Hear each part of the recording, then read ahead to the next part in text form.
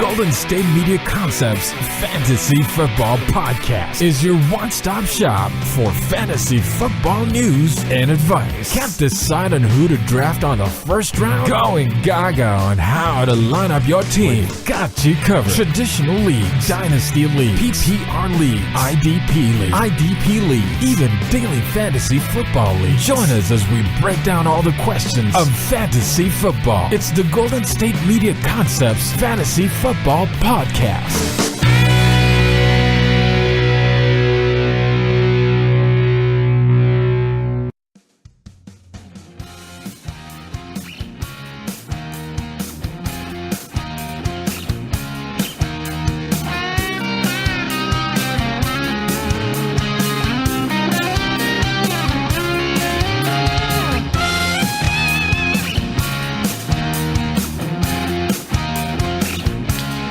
What is up? Welcome into the GSMC Fantasy Football Podcast. I am your host, Tom Dougherty.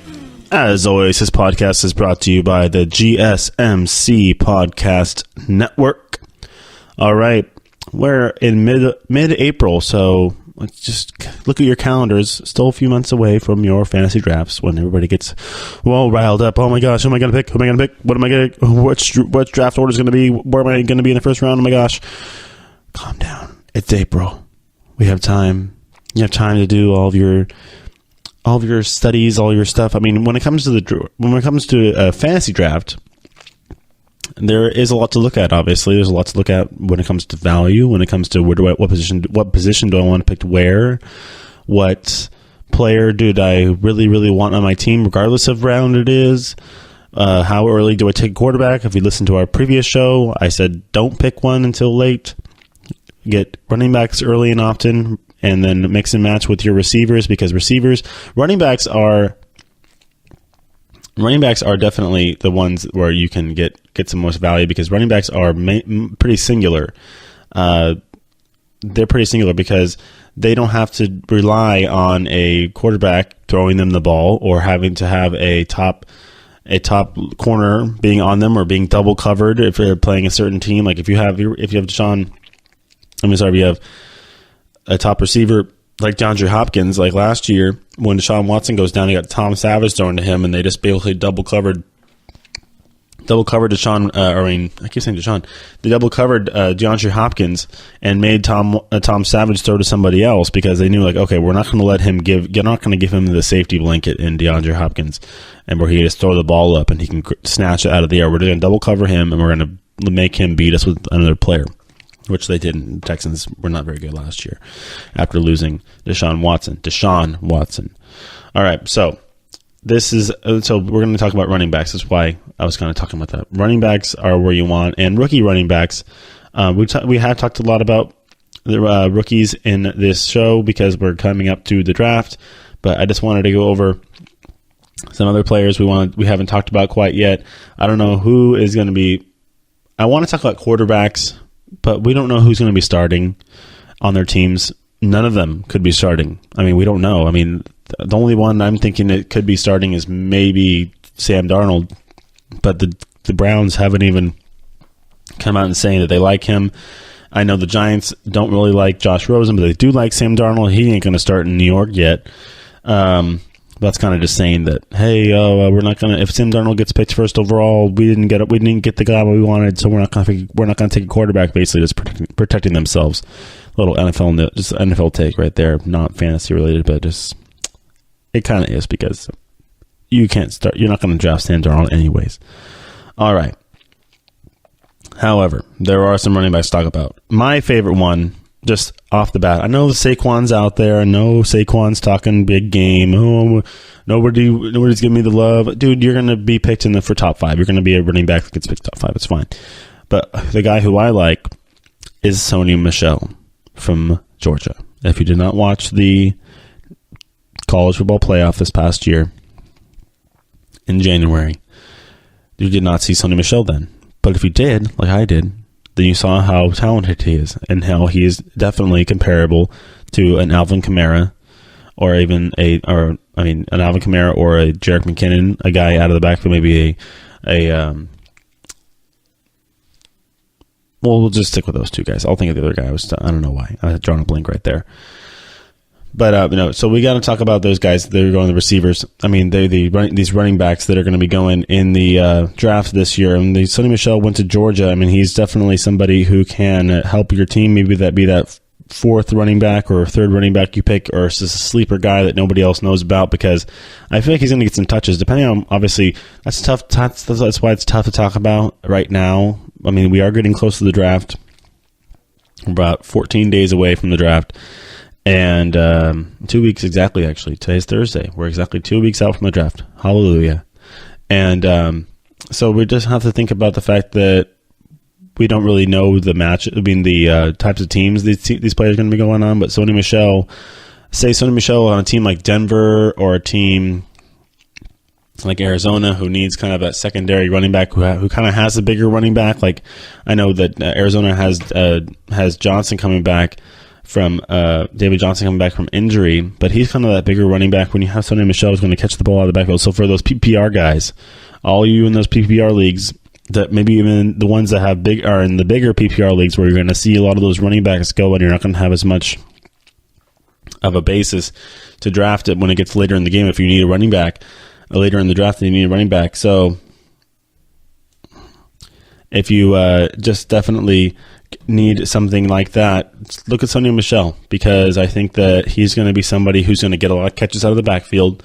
He's going to shore up your even your flex. If you have a guy on the bye, you don't really know who would flex out.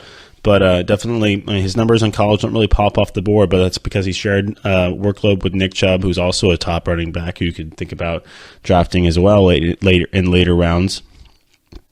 But definitely, I like Sonny Michel. He's going to catch the ball out of the backfield.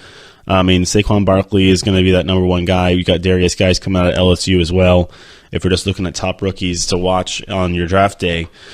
But come the real draft day and the NFL draft, we're going to really find out who's going to be valuable, because we're going to find out who goes where, and which team is going to offer the most viability wise for fantasy. Because I mean, it's not just the player. I mean, the player can be as talented as possible, but if he doesn't get the rock, if he doesn't get touches, he ain't going to get you points. I mean, that's pretty much what the deal is, basically. Because I mean, he needs to get the touch, he needs to get the points. I mean, it's football is the ultimate team game, because I mean, if Sonny Michel goes on a team that can't block, or Sonny Michel goes on a team that doesn't really throw passes out of the backfield as much. I mean, kind of everybody's doing that now these days. So I mean, you're not going to really be worried about that. You know, Sonny Michel, that'd be an interesting pick for him. Is going to like somewhere like Seattle would be interesting for him, going because they don't really have a running game that much. I mean, they got Russell Wilson, who pretty much runs it more than their running backs do. But like Seattle would be an interesting spot for him. But I definitely could see something where he's an Alvin Kamara type, where he's going to be catching a lot of passes out of the backfield. He's got great hands, got great speed, can make those linebackers work hard. I mean, if you get him against a team that has slow linebackers, put him in the game, because he's going to rack up some points one way or another, especially if you are in a PPR league. Another guy who's like that is Rashad Penny, coming out of San Diego State. If we're going to talk about guys who he's one guy I haven't talked about quite that much on either the College Football Show or this fantasy football show. But Rashad Penny, he rushed for almost 2,300 yards and 25 touchdowns in his final season. I mean, he's the guy who broke a bunch of records at San Diego State, and was kind of wasn't on the big stage because of the fact that he went to SDSU. But yeah, I mean, the thing is, he would be a nice fit somewhere like Tampa Bay, or maybe even like I was talking about Seattle, who needs a running back. But I think Tampa Bay, him and Jameis would be an interesting little tandem, because they could run. Either that run, Jameis needs to get his little touchdown, the short intermediate passes. He needs to get that figured out. But I mean, he would be a good little security blanket for Jameis when he gets a little happy feet, because that's what happens with Jameis. Sometimes he gets a little happy feet in the pocket and can get kind of erratic. So that's why Jameis isn't in the top for. I would over my second tier quarterbacks. I would put him right at the bottom of that second tier, maybe the top of the third tier for fantasy quarterback. He's a good little quarterback. I mean, he's just a little Jameis segment, little Jameis moment right here. He'd be an interesting pick, or pickup, not pick. I would never draft him, but a pick up off the waivers if you absolutely need a quarterback, and he's like playing a team like that has no pass defense basically. So because he does have some weapons on the outside with Mike Evans and Deshaun Jackson, and then hopefully they'll get somebody like a Rashad Penny or even a Sony Michel. So that'd be an interesting pick for him to go over there. Rashad Penny to the Bucks, and then he would be a nice little fantasy player, I think, for them as well.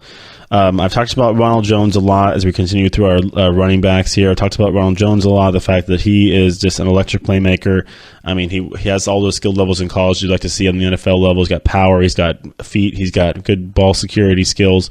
He'd be a good little fit for the Colts because they're looking for kind of a running back but they like to run more of that power game with the zone blocking. When I rely on that offensive line, obviously with the play action with Luck to kind of go off of that. But then Andrew Luck, if you want to talk about somebody with touch out of for throwing that to people in the flat or running backs out of the backfield at any point, look at Andrew Luck, because that guy can put it on in between the pads of that running back who even is running away from you. I mean, those. I mean, you got to think about those flat routes. Those flat routes aren't the easiest thing. I tell you to go out with your friends right now and try to go throw a flat route pass. That guy's running away from you. You got to throw it to like his outside shoulder. I mean, it's going to the sideline. You got another defender coming down the lane, down the sideline at him. I mean, it's basically kind of threading the needle right there. I mean, you can drive the ball down the field, but then throw it to the sideline is not the easiest thing in the world. And those little flat passes, I mean, sometimes they can work if you get good blocking. And Andrew Luck has definitely got that down. So I mean, the comparison for Ronald Jones has been Jamal Charles, because of the fact that they can get to that top speed, but also have the durability to get between the tackles and have the foot skills to power themselves through for short gains, or for definitely gains where they could find holes that may not be there, but then pops it for another 5 extra yards and breaks a tackle or something like that. All right, then we talked about Nick Chubb a lot. He's a good little guy, a good little running back. We got Darius Geis coming out of LSU. I feel like he's the number 2 number 2 running back for this fantasy. If you're looking at fantasy for rookies, he definitely has all the skills coming out of LSU. When you're looking for somebody that's going to be a guy who's going to be durable enough to get enough carries to get your points. And that's the thing about running backs. I was talking about before. They're gonna get their points. The only way they're not going to get their points is if they fumble or if they don't get enough carries. And that's basically, I mean, if you'll figure out if a guy is fumble prone or not pretty soon, then you just can decide if you want to drop him. And then if he doesn't get enough carries, that's just a team thing. So I mean, that's a team thing where they're just passing more than not, or he's sharing carries with somebody else, and you should probably know that before you pick him up. So you got to think about Darius Geis. If he's definitely going to be on a team like the Colts or some team like that needs a running back right now and doesn't really have a big name running back, you can get some good yardage and get a lot of carries and just kind of go off of volume versus off of big plays. And then obviously he'd be a guy who, that's what you want in running backs, is that you want those guys who are going to be given the ball. Like, there's no question about it. You're inside the 3-yard line. He's getting the ball and he's going to run it in for a touchdown. 6 points. Boom, boom, boom. Thank you, ma'am. And, yeah, I mean, they're talking about the fact that Darius Geis can be a 3-down back, and he can come right into the pro level and definitely be doing that because he's got the skills coming on to LSU, and he's a touchdown machine. I mean, he scored 29 times in 2 years and averaged 6.5 yards per rush in 35 games for the Tigers. I mean, that's actually better. That's almost better than Barkley numbers, honestly. But the thing with Barkley is that he's getting all these comparisons to Ezekiel Elliott and all the David Johnson skill set. I mean, it depends if he goes to Cleveland or if he goes to the Giants or drops all the way to the Broncos. So it's just, like we said, I could talk all day about these rookies, but it's kind of hard to speculate what their fantasy implications when we don't know what kind of team they're going to be on, because every NFL team is different in the fact that they will use a player a certain way, or their offenses run a certain way, or they have the matchups they want to play, or they're playing a certain division, but they're going to play different teams back to back. I mean, 2 times. I mean, if you get a guy who you like, but he's not a big cold weather guy, and he goes to a cold weather team, you might want to stay away. There's all these little things that kind of lead to big splashes in fantasy or big busts in fantasy. because, I mean, it's all these little points and finding out that you can get these bonus yards, or if they're going to get in the end zone. A guy can have a 100-yard day, but if he doesn't get in the end zone, you're sitting on, depending on how your scoring works, you're sitting on 10 points. What do you do? I mean, hopefully you're in a PPR league where he gets a couple catches, so you get a point per reception on that one. But for those who are not, I mean, you got to really be picky and be careful. That's why I would pick somebody, if you're not in a PPR league, Geis is probably a guy you look at if you're looking for a rookie running back or just a running back in general. If you are in a PPR league, a guy like Sony Michel or Rashad Penny probably would, because they definitely have the quickness and they'll be coming out of the backfield to mess with those linebackers who are going to be matched up against them, whether it's in man or zone. All right. So I talked a little bit about the rookies coming out. I can continue that. I'm going to continue doing that a little bit throughout the show, talking about different rookies that we like as we have. I kind of have my little rankings here regarding, like, there's the receivers, not that deep. We have obviously Christian Kirk and Calvin Ridley out of Alabama. Those are our top two receivers. Next segment, we're going to go over some of our defensive sleepers and some we're going to talk about teams. We're going to talk about people who have the individual defensive players, and if they are going to be coming in for a big season, or if they are going to be a bust coming in for this season. I mean, we have these. It's always about these defensive teams. Like, they're going to be defensive prowess, and then they give up 40 points the next week, and like the Jaguars did last year to Jimmy Garoppolo. Just an example. All right, we'll see you in just a second for all of that.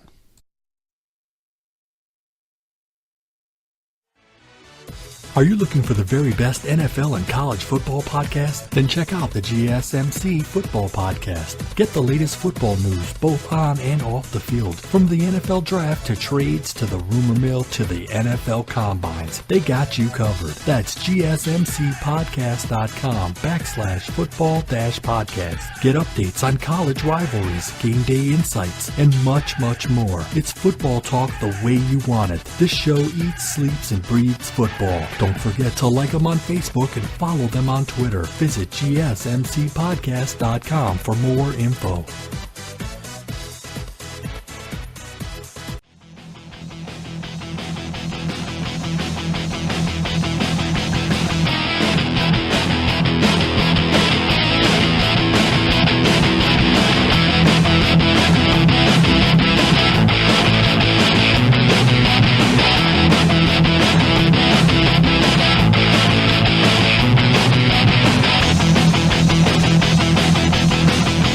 All right, welcome back to the GSMC Fantasy Football Podcast.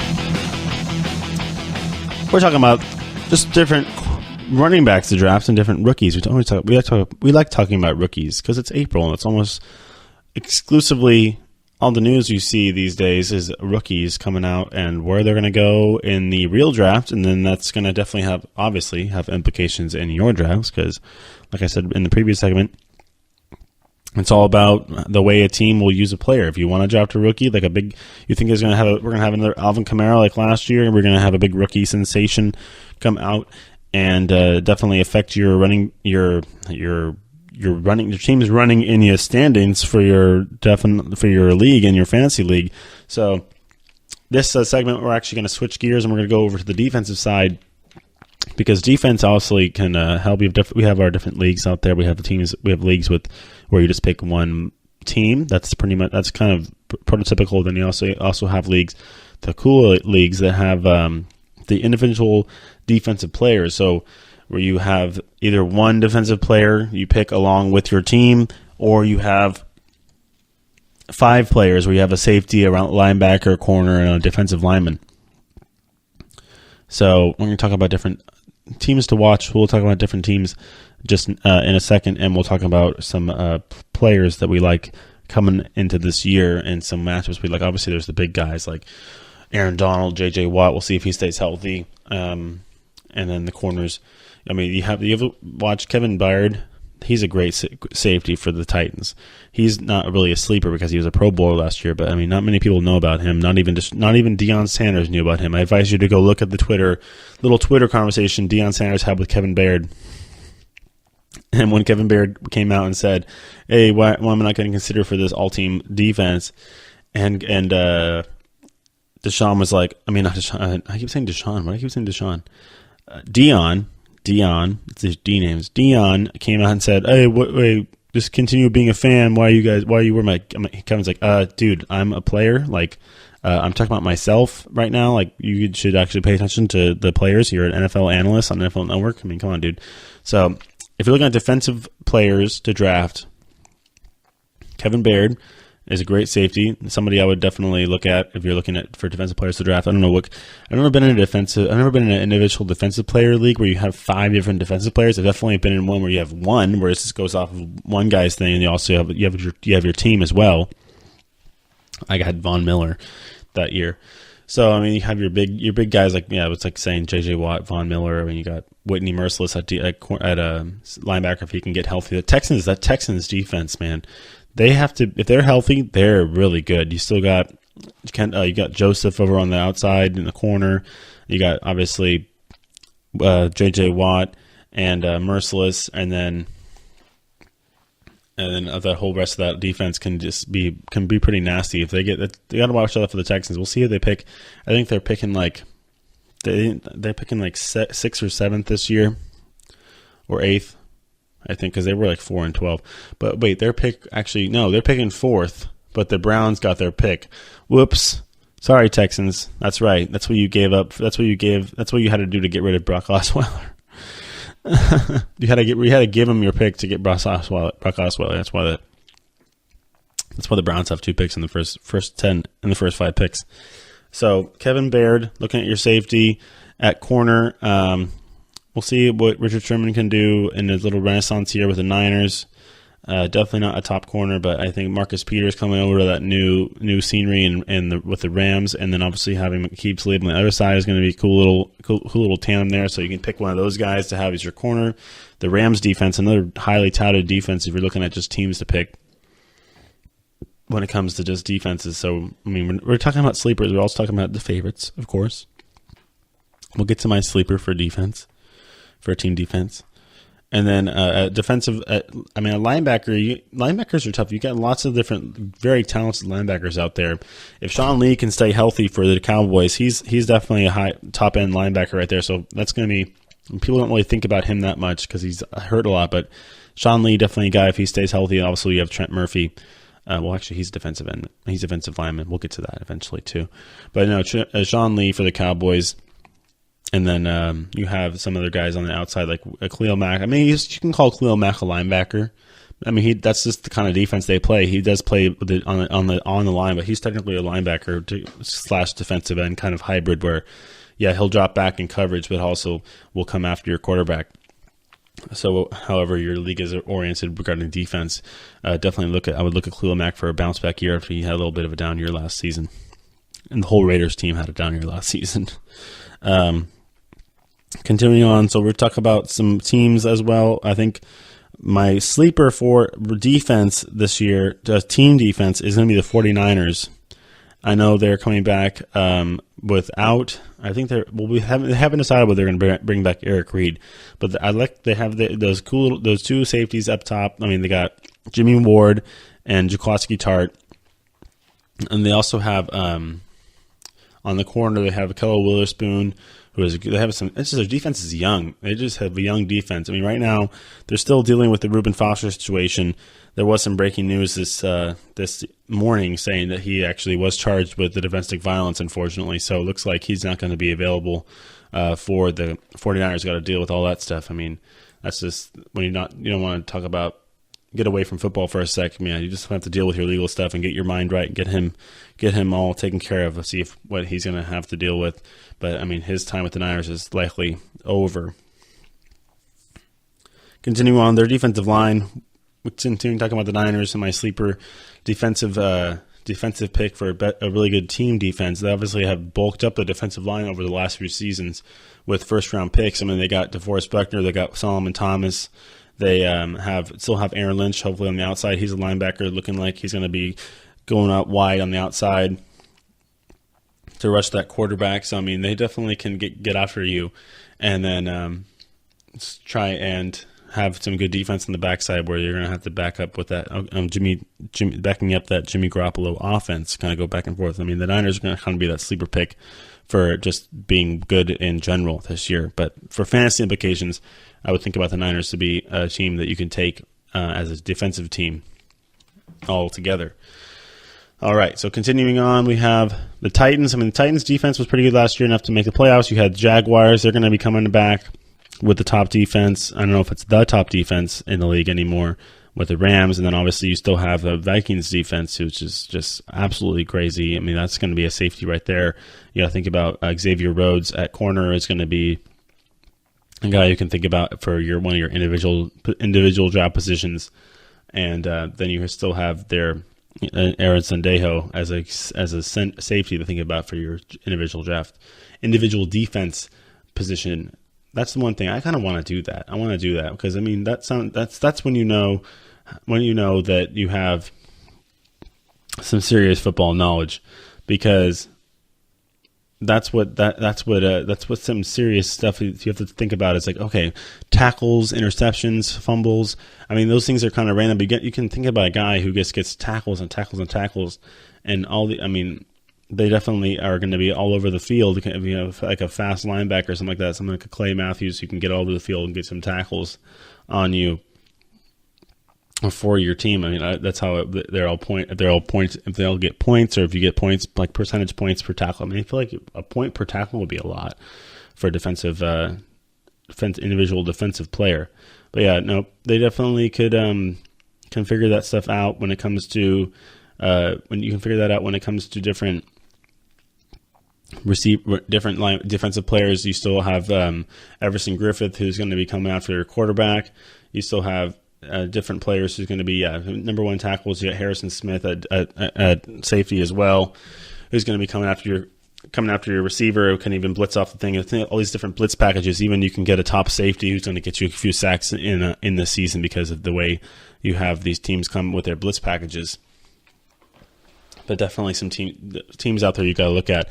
I've always been a fan of Todd Bowles, so you got to look at the Jets. He's going to be a guy who is a defensive guy. The Jets, I mean, they're a team that, I mean, when you're mixing and matching your defenses, I mean, that's kind of how I end up doing it. You draft the defense, or don't draft the defense, just pick one up off waivers unless you want one of those top defenses that, I mean, I don't know. Who did I pick last year? I think I picked the Patriots defense and ended up being kind of cruddy. And then I had to just mix and match around there because, I mean, there's lots of good defenses out there. Eventually ended up with, I mean, Chargers defense was pretty good for a little bit. I mean, these defenses get hot and cold. They get on streaks of getting lots of turnovers, or they're playing a team that turns the ball over a lot. So you can kind of look at it that way through matchups and look at teams that turn up. Who's a quarterback that kind of throws interceptions a lot, or you have a receiver who or a running back that fumbles a lot. So lots of different ways to look at it when you're looking at defensive players and defensive teams to draft or to just pick up off the waivers. Yeah, but just definitely with those individual defensive teams, you got to be careful because you need to watch out for those big scoring games, obviously, and then individual defensive players. You got to watch out for injury. You got to be careful. You guys get hurt a lot. You got to watch out for guys who are injury prone. Obviously, you have your big players, but then finding those guys, those diamonds in the rough, like I said, the Kevin Bairds, the Harrison Smiths, Anderson Dejo. I mean, all these guys who are going to be up there. I mean, Anthony Barr had a couple of interceptions last year for the Vikings. I mean, you got to definitely look at the fact that there's lots of different players out there who are going to get you some points. Find out who's going to get you some interceptions. Find out who's going to get lots of tackles. Who's got a sure tackler. I mean, so you got Jalen Ramsey with the Rams. I mean, with the Jaguars, Ramsey with the Rams. That'd be interesting. No, but the Jaguars, though. That whole Jaguars team, actually, you got, who's that big guy? Malik Jackson on the defensive line. I mean, he'd be a great pick if you're looking at an individual defensive player. He gets after the quarterback, and he's also a great right tackler in the middle of that defense, shoring up their run defense. So you got to look at that. We'll see how Ndamukong Suh comes in with his new team regarding fantasy implications, seeing if he could shore up that Rams defense. Or maybe, you never know. The thing is that Rams defense, it looks so good on paper, but if you're looking at history of the NFL, and the way teams can create these defenses and stuff, it's more organically built through the draft. Maybe a couple free agents here and there, but then they've got, I mean, how many is that now? 3 or 4 at least, bringing in both corners cold from different teams. Then you have Sue, who's likely only going to be there for a season. Obviously, you already have Aaron Donald. You let Robert Quinn go. Tremaine Johnson leaves. So you have a lot of new faces dealing with and trying to get in sync with this defense. I mean, defense is all about rotation and about help and about making sure players are in the right position. I mean, you hear what's called blown coverage, as if players just didn't rotate into a time. The safety didn't come and have help over the top of the corner. The corner thought they were going to have help. The different underneath coverages, safety. I mean, defense is a complicated thing. I mean, you think it's a lot of randomness, but sometimes you see these defenses, they can call plays and the offense is going to see things. They disguise it a certain way, and then that leads to an interception. I mean, it's all planned out, it's all schemed out, and you got to be able to look at teams that definitely maybe have better chemistry, like a Vikings or like even a Jaguars team versus a team like the Rams, where everybody's coming in from different areas. And they're going to have basically one offseason, one training camp to kind of figure it out. So obviously these guys have some big talent like Aqib Talib and Marcus Peters, where they're going to have good coverage talent, but they have to work with those safeties and get everybody on the same page when it comes to defense. All right, so we talked about defense this segment. First segment, we talked a lot about the running backs. Next segment, we're going to go over some just different ways to get through your draft, get through your. I mean, we talked a lot about the quarterbacks last year. We'll look at some receivers next segment. Some of those receivers to look at for your draft this season. Whether you're going to draft them up high or you're going to take them out throughout the bottom of the draft. There's so many different receivers out there, and like I said, I'm always in favor of taking lots of running backs up top and then just kind of figuring out the receivers as I go, whether I'm mixing and matching them through matchups or through picking them up off the waivers wire throughout the season. So we'll talk about that when I get back.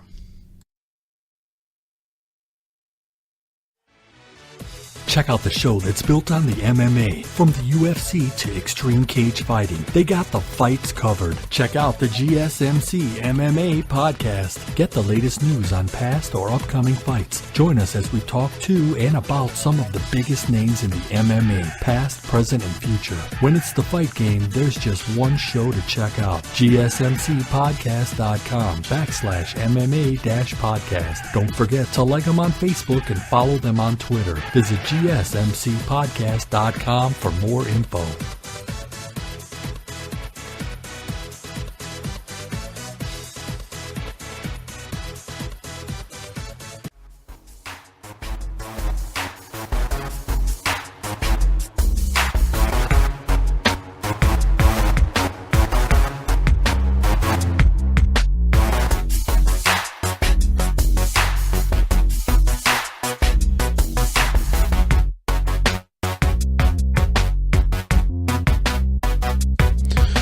All right, welcome back to the GSMC Fantasy Football Podcast. We talked a lot about some defenses last segment. A lot about defense, little defensive segment, defensive sleepers, my sleeper. Some 49ers action maybe with them, their defense kind of getting a little more figured out now. They're going to have a better offense who's going to take more time on the field. And that's all going to help your defense. Is your offense taking up more time. That's the thing with the Niners that we have a problem with in the past. Within the past is that their defense would be on the field way too much because their offense would be very prone to 3-and-outs and getting them quite often. So hopefully looking like this coming season that they're going to be just fine on the defensive side because their offense will be clicking a little better. All right, so speaking of offense, we're going to get to some receiver talk here. Some receiver talk. I know that Brandon Cooks is going to be in Los Angeles now with the Rams, and the fact that his draft stock is likely going to drop a little bit because of the fact that he's not going to have Tom Brady to throw at him anymore. He'll have Jared Goff, he's not Tom Brady, but definitely his value is going to be sliding after going to the Rams because, the Rams have already a pretty nice little receiving core there with Cooper Kupp and then Robert Woods. They don't have Sammy Watkins is now on the Chiefs. So, but Jared Goff, he's definitely not a Drew Brees or a Tom Brady, that's what Brandon Cooks has been dealing with his whole career. He's been blessed with two of the top quarterbacks in the history of the NFL. So Brandon Cooks definitely going to be good though for the Rams in their offense completely. I mean, he's going to be a good guy to take the top off of. They have to take the top off of the defense. I mean, he's going to be burner being on the outside, being able to run those deep routes. I mean, Jared Goff does throw a nice deep ball, but they're going to be looking more for those intermediate routes for Jared to make some easy completions, and that's where Robert Woods and Cooper Kupp kind of excel, right in those little mid to intermediate routes down the middle of the field, whether it's to the sideline. All right. Continuing looking at some running backs, I want to go back and look at some of those rookies we were talking about earlier. Obviously, the top two are Christian Kirk and then Calvin Ridley. Calvin Ridley is a nice little receiver coming out of Alabama. He didn't have the best showing in the national championship game. Georgia's defense is pretty darn good. I mean, I feel like they bracket coverage around. I mean, when you think about bracket coverage, you're going to have basically a corner underneath you and a safety on top of you the whole game. So you're going to be in the middle of that bracket the entire time. An effective double team is what it is, but I mean that's what they're going to call it, bracket coverage. So, but as a rookie in the NFL, he's not going to see that as often as well. He's got the separation speed, he's got the hand skills to be able to get away and make those nice catches. So we'll probably see him, depending on which team he ends up with. I think a team like the 49ers could grab him if he drops to 9.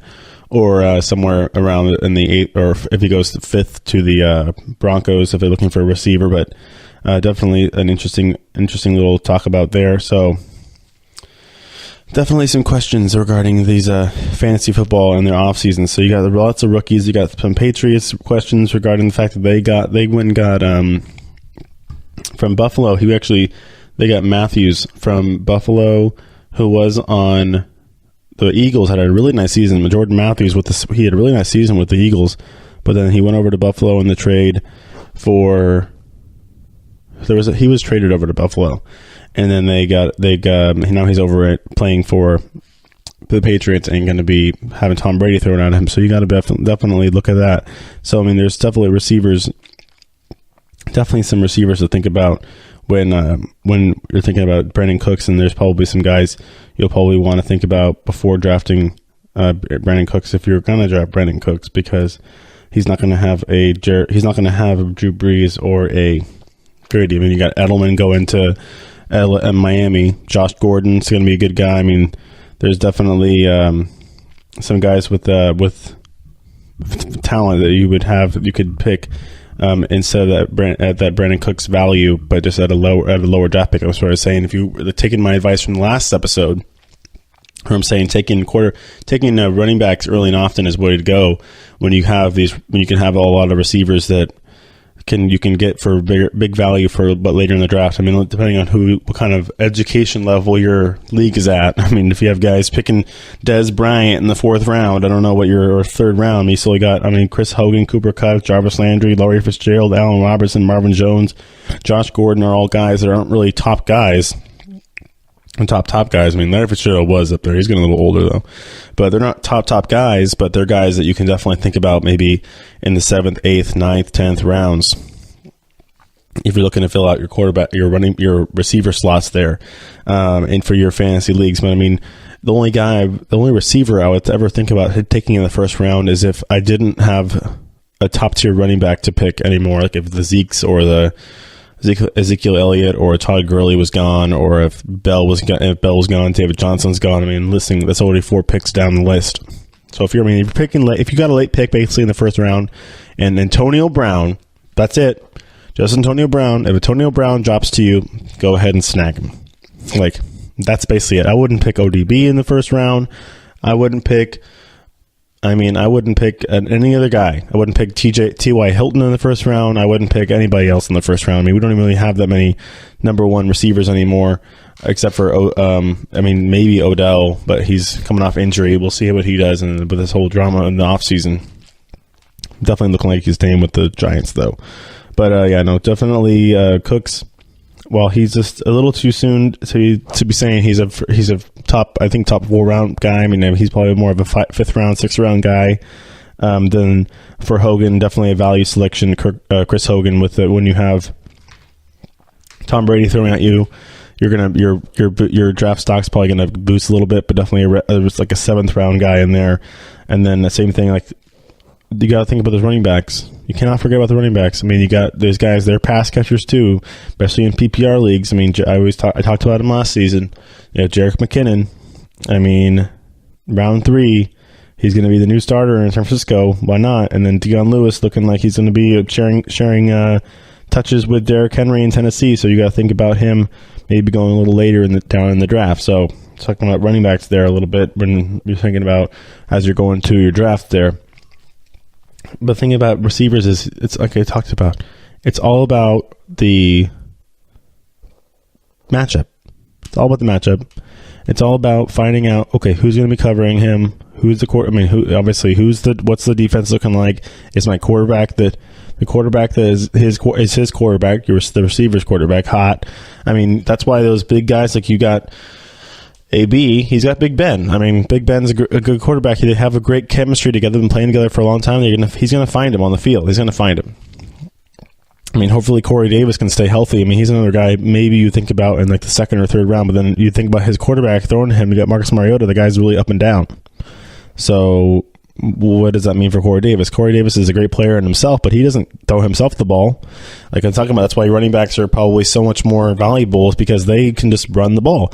Obviously, the offensive line does help. Ezekiel Elliott, I've talked about this a lot. Ezekiel Elliott would not have had nearly the rookie season he did without that top tier Dallas Cowboys offensive line. I mean, come on. Go look up the video of Marshawn Lynch in high school talking about his linemen and taking them to Sizzler. I mean, these running backs, they rely on their offensive line. But I mean, that's a whole tandem of guys. If you have one quarterback who's not too hot, or having a bad week, or having a bad stretch of games, and can't get the ball to his receiver, then your receiver is not going to get points because he needs touches and he needs good throws and he needs to be able to catch the ball and get yards, because that's how this game works, and that's how you're going to get scoring. Versus the running back can just, he popped one for 8. It popped a one run for 60 yards. There's a bonus, so he got in he touched, scored. Okay, there's your game. You're good. I mean, you're good. I mean, you're not done yet, but I mean, that's a good outing right there. You can get a good outing for a running back on two carries. On 2 carries. You get one little block, you get one blown missed tackle, one blown coverage on that on a pass little swing route, but to the defense or to the running back. Just so much more upside for running backs. So much more upside for the running backs. This is ridiculous how much more upside you have. So, all right. So for looking at just different receivers, obviously you got Crabtree and a new Crabtree. I mean, we got receivers in new places too. We got Crabtree on the Ravens. You got Jordan Nelson on the Raiders. Jimmy Graham now is going to be on the Packers. I mean, Trey Burton's going to the Bears. I mean, looking at all these different free agents who signed. Carlos Hyde now in the Browns running backfield. I mean, they got Allen Robertson now, obviously in the Bears. I think he's more of a 5th round guy. You got Landry, maybe a 6th round guy. If you're thinking about taking all these receivers, maybe mid rounds, late rounds in this draft, and then just riding with them. Because the thing I always talked about on Tuesday, the draft is really week 1 and maybe week 2, because you're going to make moves. You can make moves after the draft's over. The draft's not really. I mean, that's going to solidify your team. But I mean, how many? Look at your team last year on the last week of the season, and then look at the team when you drafted it. How many players are really still there? Half of them. How much roster turnover did you have during the season? Probably half of your roster was turned over during the season, I would imagine. Maybe a quarter. If you really loved your head and had a great draft and everybody stayed healthy, because that's the one thing you gotta watch out is those injury-prone players. Injuries are killers, and especially in fantasy, you got to be able to. I mean, when somebody gets hurt, you got to be able to fill them in. And we have a big player get hurt, and you don't have a guy who's nearly. I mean, that's when you look at your. You can really look at a WAR stat. I mean, talking about a baseball stat, WAR is wins above replacement. They should have a WAR stat for fantasy football, because you have a win above replacement point wise for, say, Le'Veon Bell gets hurt or Alvin Kamara gets hurt last year. There is no their WAR would be crazy because it should be PAR, points above replacement. So the new stat for fantasy football, I'm making it up. Points above replacement, PAR. Yahoo, ESPN. Listen to that. Figure out a way to figure that out, to do that, because you could. Just look it up. Points above replacement for average points or whatever it is. Everybody can have a big day. Everybody can have a flash in the pan day where they put up 25, 30 points or 40 points even on any given Sunday. I love that saying. Any given Sunday, any team can beat anybody. Any given Sunday. You need to have an idea of what your backup plan is, or if you're just going to go through your draft, pick who you're going to pick. Just take the best talent you can, and then just figure out the position by position throughout the waiver wire. And obviously it depends on how big your league is and how serious your league is and how educated your league is. You're playing some with your high school buddies and they don't know which squad, or you got a diehard Raider fan in your league and they only pick Raider players. You're gonna have maybe an easier go with it because you're gonna have to worry about it as much, and your waiver wire won't be as clogged up, and you won't have to worry about which waiver number you are, and you can just go pretty much pick up whoever you want because nobody's staying up till 3 a.m. and picking up players on the waiver wire, or waiting until people become free agents. Like, oh my god, I gotta wait. Oh, when's my waiver claim going to go through? That did happen eventually. It's going to happen eventually as we get closer to the playoffs. But at the beginning of the season, it's kind of a free for all when it comes to the waivers and the waiver wire.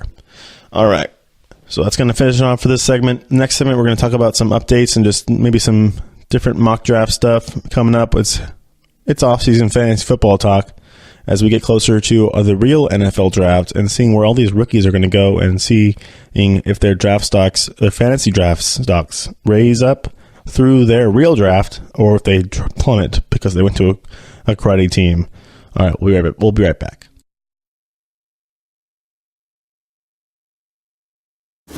Check out the show built around the women of MMA. From the UFC to the extreme cage fighting, we got the fights covered. Listen. It's the Golden State Media Concepts Women's MMA Podcast. The latest news of upcoming fights, discussions of previous matches. Join us as we talk to and about the biggest names in women's mixed martial arts, past, present, and future.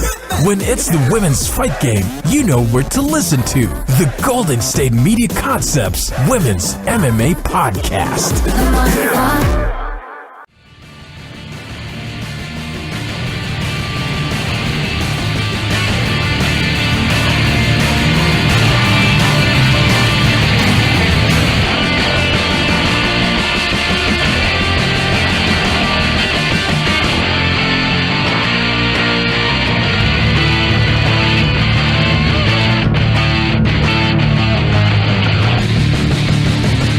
Welcome back to the GSMC Fantasy Football Podcast. We are in the off season, but that doesn't mean we can't do a mock draft. We can do a mock draft in April. We just had free agency.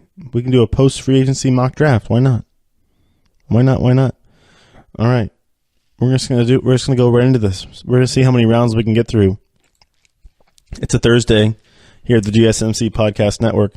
And you're listening to the Fantasy Football Podcast, and we are going to do a mock draft in April, as we are officially celebrating we are 2 weeks out from the real NFL draft, and we're going to do a little mock draft here in April. So here we go. This is, of course, my opinion. No other opinion necessary. But this is, of course, my opinion. All right, number one, pick one. Round one, pick one. You got to do Le'Veon. Le'Veon's got to be number one. He just gets the most touches, most catches out of the backfield. The Packers offense is just designed for him. He's got great agility, gets those yards after the catch. Ben's got the touch to be able to get it to him get to him in the flat, or whether it's over the middle screen game. Their screen game is really good. They have the great offensive linemen who can get out there and block. So it got to be number one, Le'Veon. Definitely up there in that PPR league when it comes to catches. He's the obvious number one for PPR. For non-PPR, you could think about maybe even a Todd Gurley or Ezekiel Elliott or David Johnson if you want to think he's going to come back off of injury just fine. But if you're not really worried about those catches. All right, number two, I'm going to put Zeke. I think Zeke's going to come out hot this year because they do have that offensive line still. They still have the offensive line that's going to be doing pretty good things for Zeke and be clearing some paths. I mean, he can. I'm definitely not a Cowboys homer in this fact. No, I'll disclose that. Not a Cowboys homer. In fact, even though yes, Zeke is a good running back and he's going to be playing a full season this year. No more. Oh my gosh, when's he going to get suspended? Is he not going to get suspended? He's going to court. He's not going to court. But no, he's playing a full year with Dak again with that offensive line. I think he'd be a number 2 pick, like solid number 2 pick. Number 3, Todd Gurley, coming off of the Offensive Player of the Year. He went crazy last season, especially at the end of the season. Top 10 PPR runner, in 12 of his 15 games. So if he's catching that ball out of the backfield as well, he got like between 6 or 8 catches a game at least.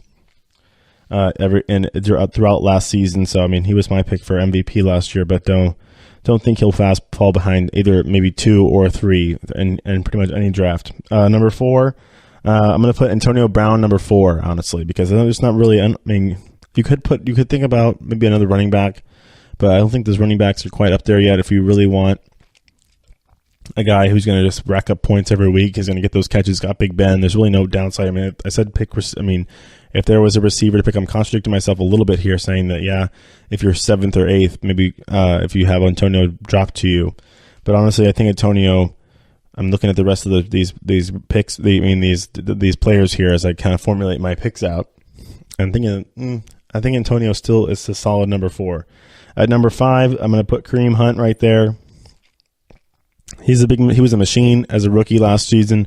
Coming out, had a hot season to started off. I think he's with a full season of football under his belt. Kind of hit a wall at the end of there, but that's probably just a rookie thing that's going on. But I'll put him at number 5 because he just is going to have a great season. I think with Patrick Mahomes at quarterback, they're going to have a really new revolutionary offense there with Andy Reid being able to get the quarterback that he wanted, that he drafted, and is going to have him under his tutelage after coming off that season underneath Alex Smith's only going to help him more for Patrick Mahomes. So you can't go wrong with Kareem Hunt. All right, number 6, I'm doing Alvin Kamara. He's still splitting time with Mark Ingram, but the fact that he's going to be getting some pointers he got pointers from Adrian Peterson. He's going to be getting catches out of the backfield with those PPR points. I can't tell you how many points at times I kept like, how many points did Kamara score? Oh, he scored 30. He scored 30. Got in the end zone twice. He's an elusive runner. He can get down the field. He can catch that ball down the sideline. He's got great hands, obviously, and then he can get through those holes when the line presents him to him. All right, number 7, we got. I'm gonna go to the guy who's gonna have a bounce back season. Obviously, after getting injured, we're gonna do David Johnson. If he lasts that long, he might go earlier because of how good he was the season before he was injured. But I kind of think he's gonna drop a little bit. People might be a little skeptical. I'm a little skeptical for sure. I think especially with the Cardinals and having Sam Bradford be their quarterback, they might be a little too reliant on David Johnson, and the defense can kind of just stack the box, and he might get stymied more often than not and not get the kind of yardage he wants, especially the yardage per game, yardage per attempt he wants. He might just get worn down a little too fast. That's 7. At 8, we got Leonard Fournette for sure. I was going to pick him at 8. He was going to be there no matter what, because that's just a good pick for him. He's kind of that right because we get close to out of the bottom of that first tier running back. No problem picking Leonard Fournette at 8. That'd be kind of maybe he might go earlier. People really like Leonard Fournette, so if he drops to 8, I'd snag him right there. At 9, another receiver, because we're kind of running. You're kind of out of those top tier running backs. DeAndre Hopkins, especially with Deshaun Watson now coming back, Deshaun Watson helps his draft stock much more. If Deshaun Watson was not coming back as quickly as we think, and it was going to be Tom Savage, then maybe DeAndre would drop a little bit, maybe be a early second round, mid second round pick. But he definitely definitely went off when Deshaun Watson was under center. I mean, 7 games with Deshaun Watson under center, he was in the top 5 of his position 3 times. So definitely top 10 4 times as well. So definitely good news for those who like DeAndre Hopkins and want to see him play well and get some points with him. All right, number 10, I'm going to go Michael Thomas with the Saints. I was going to think about Odell Beckham, but I just really like the fact that you're going to have a guy like Drew Brees thrown to you. I'm sorry, I know Odell is a great talent, but you still have Eli Manning. I know they have. I mean, Eli's been a great quarterback. He's a future Hall of Famer, but he's getting there. He's getting putting the years on right now as he comes to the close of the end of his career. So I mean, we're going to put Michael Thomas at 10. And that we're treating this as like a 10-man league, so we're doing 10 picks per round. So we're gonna go. That's 10th pick. Round 2, 11th pick. First pick in the second round is a guy who already picked. So it'd be a snake draft. So I mean, say you just picked a receiver in Michael Thomas. That means you would need a running back. So that's where Melvin Gordon comes in right there at number 11. So it means so you have the snake draft. So you're gonna take Melvin Gordon at 11, so you're now going to have a running back and a receiver, and with your top 2 picks, with Thomas and Gordon. So I would think that would be a good little tandem right there. Melvin Gordon looking good, looking he's going to have a nice little season down there in LA with the Chargers. All right, continuing on, number 12. So thinking about it again, that's that same guy who had that 9th pick, or lady with the 9th pick, with number 12. You're still looking for a running back. Maybe you're going to kind of go for one later. Maybe get another top receiver. I mean, I still haven't said Odell Beckham Jr.'s name, so why don't you just pop him in right there? So you're going to have Odell Beckham and DeAndre Hopkins. It wouldn't be a nice little receiver tandem right there. Not bad. And then 13, I think Julio Jones. Still haven't said him. He's definitely he's a first pick last season. Definitely fallen in the second round. His numbers looked all right, but he ranked outside the top 20 in PPR. For PPR wideouts, there's so much talent now in the NFL.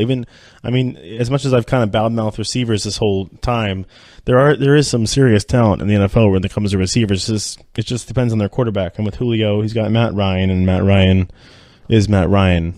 And now that he's lost his buddy Kyle Shanahan, he definitely regressed a little bit last year. So we'll see how that works. All right, at 14, I'm going to go LaShawn McCoy, another running back. So it's definitely a guy that you'd like to have if you want to have a tandem at running back, whether it's Fournette and McCoy or Kamara and McCoy. McCoy he's a beast. I mean, he's been putting up fantasy numbers for years.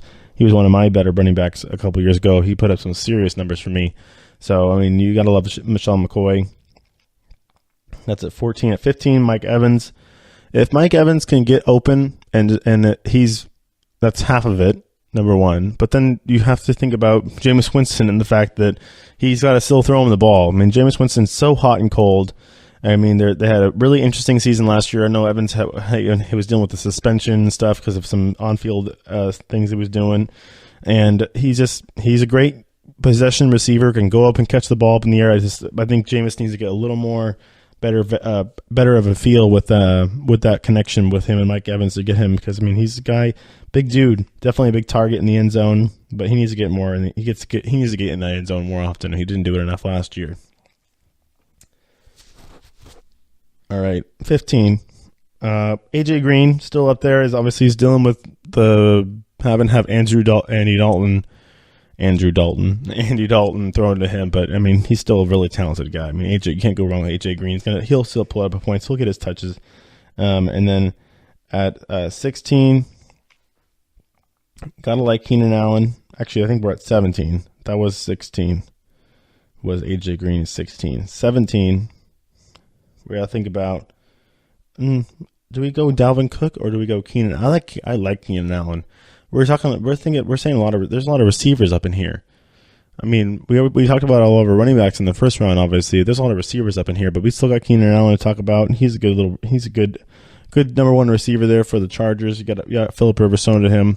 Can't go wrong there. So I mean, you got to think about Keenan Allen there at 17. If you've already gotten a top tier running back, as we come down the backstretch of this second round, these are the guys who picked all the people who picked all in the first round. So this is the person who picked 4th, which means I had them taking AB. So I mean, maybe you want to go for a running back like Dalvin Cook if you already got Antonio Brown, and then just let Keenan Allen go by the wayside if you definitely don't want to you want to kind of get a receiver then a running back instead of picking 2 receivers to start off your draft. So we'll actually put Dalvin Cook at 18 and then put Keenan Allen at 17 because Keenan Allen at 18 and Dalvin Cook at 17 because if you're thinking about it as a snake draft, then the person who drafted 5th who got Kareem Hunt will want a receiver, and they'll get Keenan Allen. Nice, I like that. Kareem Hunt, Keenan Allen wouldn't be a bad little first 2 picks right there, especially if you're picking like 5th in the draft. I mean, that's kind of right in the middle there, so you're never really going to get those. Like if you're picking last, you get a back-to-back pick. And if you're picking first, you have a long time in between. But if you're picking middle, it's the same amount of time in between your picks. You're always picking right in the middle of a round. So as we keep going here, we're getting close to the end of the show. We'll just finish off this second round. We got through first 2 rounds. So 19 and 20 are 2 more running backs. I mean, I think if you really like running backs, these guys could have been up in the first 2 times as I'm looking at my rankings here of just players in general. I think we're forgetting about the fact that Mark Ingram had a great season last year. Even though he had to share carries with Kamara, they would have games where they both would go off for 25, 30 points. He's a short yardage guy. When they got down to the goal line, he was the guy they gave the rock to score those touchdowns. So you can take Mark Ingram if you already have a big running back. He'd be a nice little secondary guy, and then Christian McCaffrey at 20 would be a good pick too if you want to get 2 running backs to start off your draft. Having Le'Veon Bell and Christian McCaffrey would be a nice little tandem for running back that can definitely carry you through the season, get you some points for sure, because Christian McCaffrey is going to catch the ball out of the backfield, especially for PPR, and so is Le'Veon. So that's going to wrap it up as we come to the end of this fantasy football show. We're in the postseason or post free agency off-season fantasy football episode, as we kind of just went through a little post-free agency mock draft, the first 2 rounds of that post-free agency mock draft that I kind of just gave you right there. And hopefully maybe you take advice or you don't. I mean, you got all your own little fantasy insiders. Maybe you like Matt Berry from ESPN. Maybe you like the guy from the NFL Network. Or maybe you'll like me. I mean, I'm giving you my things. I won my league last year. You got to pay attention. All right. So we'll talk to you guys on next Tuesday, and we'll give you some more stuff. We'll see if there's some news coming out or some more trades or whatever is going on in the NFL. And if there's some fantasy implications to it, I'll definitely bring it to you. Until then, have a good weekend. You've been listening to the Golden State Media Concepts Fantasy Football Podcast, part of the Golden State Media Concepts Podcast Network. You can find this show and others like it at www.gsmcpodcast.com. Download our podcast on iTunes, Stitcher, SoundCloud, and Google Play. Just type in GSMC to find all the shows from the Golden State Media Concepts Podcast Network. From movies to music, from sports to entertainment, and even weird news. You can also follow us on Twitter and on Facebook. Thank you, and we hope you have enjoyed today's program.